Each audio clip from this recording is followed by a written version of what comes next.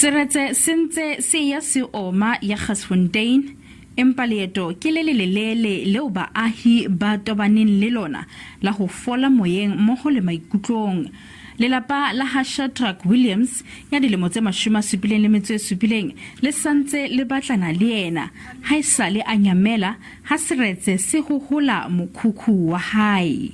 Yo ha monate o bohloko hobane nle ke ena fa ntatimolo ka ne setse ka yena o bohloko ene ke ne ke batla hore nene a fumaneye ka tseba hore ene ya sa phila ha fela ka fumaneya hore at least re kgone ho mopata mare o bohloko haholo o bohloko.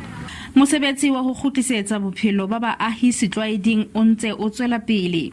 Ho sa le jwalo ba bang ba basebeletsi ba Jagersfontein Development ha ba batle go kgutlela mosebetsing ntle le dipehelo tse nepahetseng tsa tshireletso. There is no proper instruction that is issued what the company must do, what is going to happen, and how are the workers must operate. Because the mine bosses are calling workers to come and work inside and clean the plant and clean the stations. How are they going to clean the plant off with the mud, whereas they are not trained to clean the mud?